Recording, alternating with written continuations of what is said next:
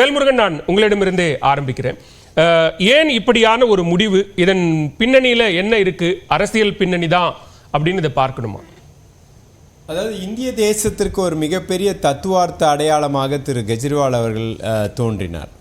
அதாவது இந்த அரசியலே வந்துட்டு ஒரு மக்கள் நலன் சார்ந்த அரசியலை முன்னெடுத்து செல்ல வேண்டும் என்ற அடிப்படையில் வந்துட்டு தனி மனித முயற்சியாக ஒரு மிகப்பெரிய வெற்றியின் அடையாளமாக திரு கெஜ்ரிவால் இருக்கார். நீங்கள் பார்த்தீங்கன்னா சமீப காலமாக அல்லது கான்டெம்பரரி இந்தியன் பாலிடிக்ஸ்லேயே ஒரு தனி மனிதன் எந்தவித பின்புலமும் இல்லாமல், எந்தவித சமூக அல்லது ஜாதிய ரீதியான பின்புலமும் இல்லாமல் ஒருத்தர் எமர்ஜ் ஆனார்னா, ஒரு தத்துவார்த்த ஐடியாலஜிக்கலாக வந்துட்டு எமர்ஜ் ஆன ஒரு லீடர் பார்த்தீங்கன்னா கான்டெம்பரரி இந்தியன் பாலிடிக்ஸில் திரு கெஜ்ரிவால் அவர்கள்.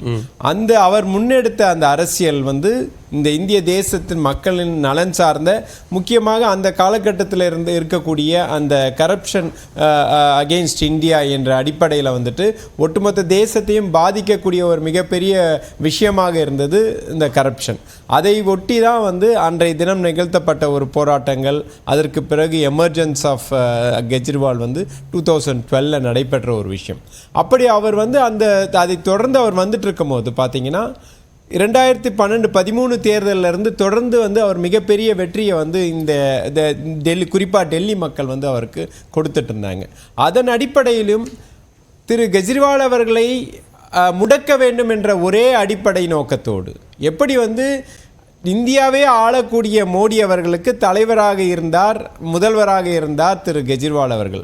அவருடைய அந்த எழுச்சி அதாவது மோடி அவர்களை மிகவும் டிஸ்டர்ப் செய்துட்டு இருந்த ஒரு விஷயம். இதுல யாருக்கும் மாற்று கருத்து இல்லை. இப்ப கேள்வி எங்க எழுது அப்படின்னா முடிச்சிடறேன். சின்ன ஏன் சொன்னா, ஒரு தத்துவார்த்தம் இந்திய அரசியலில் எழுச்சி பெறதை விரும்பவில்லை நம்முடைய இந்த மோடி அரசாங்கமா இருக்கட்டும், பிஜேபி. அதாவது ஒரு எமர்ஜென்ஸ் ஆஃப் ஒரு லீடர், ஒரு மக்கள் நலன் சார்ந்த ஒரு விஷயத்தை தானே எடுத்து வச்சார்ன்றதா.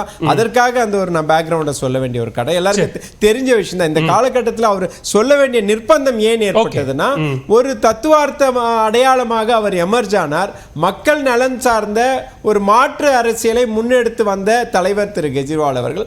அவரை ஒழித்து விட வேண்டும், அவருடைய இந்த சிந்தனையை அழித்து விட வேண்டும் என்ற ரீதியில் மோடி அவர்கள் செயல்பட்டார் என்பதற்காக தான் நான் அந்த பேக்ரவுண்டை சொல்லியிருந்தேன். நான் இப்போ நீங்க இந்த நம்ம தலைப்பை ஒட்டி வரக்கூடிய கேள்வியானது அது அழுத்தம்லாம் எங்களுக்கு பெரிய அழுத்தம்லாம் கிடையாது. அரசியல் ரீதியாக இப்போ ரிசைன் பண்ணணும்னு எந்த விதமான அழுத்தம்லாம் கிடையாது.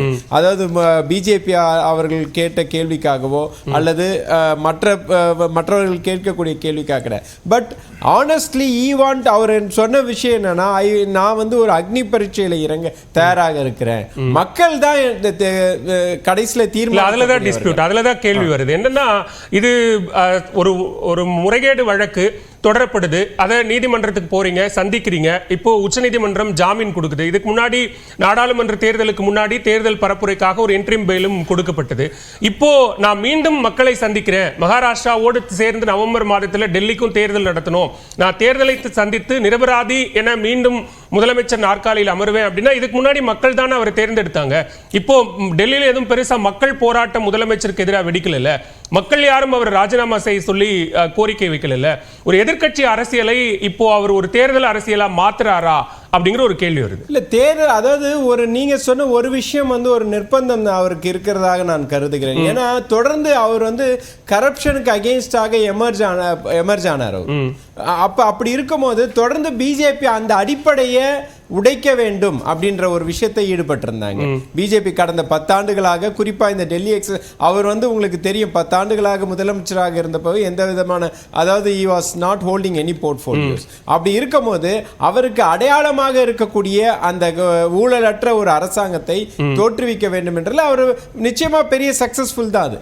ஆனா பிஜேபி அதற்கு மாற்றாக ஏதோ ஒரு மிகப்பெரிய ஒரு இந்த மதுபான கொள்கையில அவர் பெரிய ஊழல் செய்தார் அப்படின்றது. அப்புறம் இன்னொரு விஷயமும் கூட, அவர் ஒரு ராஜபோக வாழ்க்கையை வாழ்ந்தார் அப்படின்ற மாதிரியான ஒரு விஷயங்கள்லாம் எடுத்துரைக்கப்பட்டது. அப்ப அதையெல்லாம் மக்களிடையே இன்னமும் இன்னைக்கும் strong leader and emerging leader பாத்தீங்கன்னா திரு கெஜ்ரிவால் அவர்கள் தான். ஆனா அதை நிரூபிக்க வேண்டிய கட்டாயம் அவருக்கு இருப்பதாக ஏன் அவராய் எடுத்துக்கிட்டார்னா, மீண்டும் மக்கள் கடைசியா இன்றைய தினம் நீதிமன்றங்கள் சொன்னப்போ கூட தொடர்ந்து வைக்கப்பட்ட குற்றச்சாட்டுகள்ல வந்து நீதிமன்றங்கள் இதுவரைக்கும் they have not எதுவுமே fulfill பண்ணல.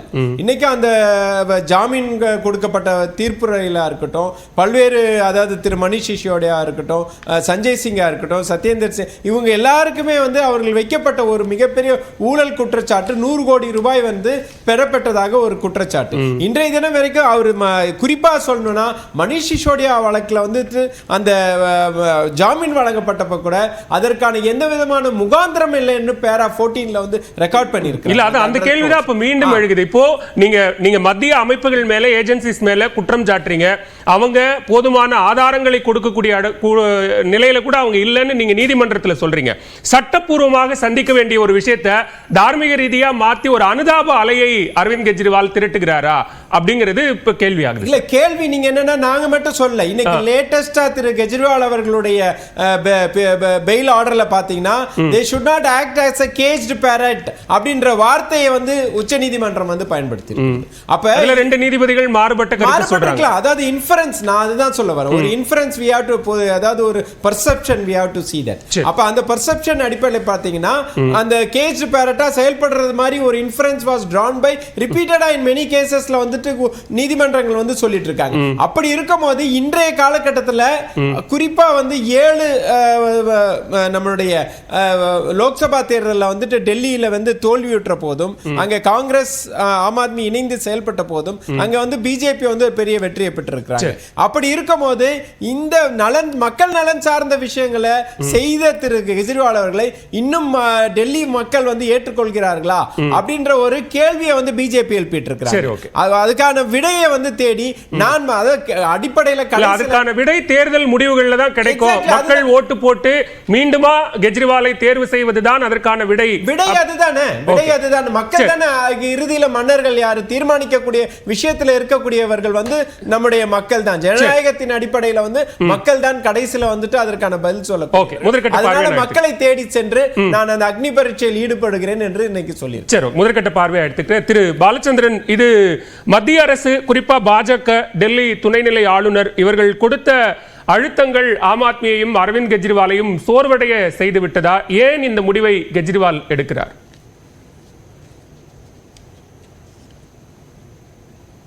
இல்ல, மத்திய அரசு அவங்க தொடர்ந்து அவங்க அழுத்தம் கொடுத்துக்கிட்டே இருக்காங்க. இவர் அந்த அழுத்தத்தை மீறி செயல்பட்டு கொண்டிருக்கிறார். புதுசா எந்த அழுத்தமும் வந்துடல.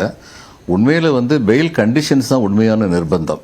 இந்த பெயில் கண்டிஷன்ஸ் வந்து சரியில்லைன்னு நான் நினைக்கிறேன். ஏன்னா ஜெயலலிதா அவர்களுக்கு வந்து பெயில் கொடுத்தாங்க கீழமை நீதிமன்றத்தில் வந்து அவருக்கு வந்து தண்டனை கொடுத்ததுக்கு அப்புறம். அந்நேரம் என்ன சொன்னாங்கன்னா, நீங்க வந்து பப்ளிக் மீட்டிங் போடுறது, இந்த இதை கேஸை பத்தி பேசுறது, இதெல்லாம் பண்ணக்கூடாதுன்னு சொன்னாங்களே ஒழிய சிஎம்ஓ ஃபங்க்ஷன் பண்றதை தடை விதிக்கலையே. ஆனால் இப்போ இவருக்கு வந்து முதல்ல வந்து இவர் கொடுத்தது வந்து இவங்களுக்கு ரெசிடுவல் பவர்னு சொல்லுவாங்க சுப்ரீம் கோர்ட்டுக்கு. நம்ம இவங்க ராஜீவ்காந்தி கொலைகளில் சம்மந்தப்பட்டவங்கன்னு கருதப்பட்ட 7 பேருக்கு வந்து விடுதலை கொடுத்தாங்களே, அது அவங்களுடைய ரெசிடுவல் பவர். அதே மாதிரி கெஜ்ரிவாலுக்கு வந்து விசாரணை நிறைவு பெறாத நிலையில் நீதிமன்றத்துடைய விசாரணை பெயில்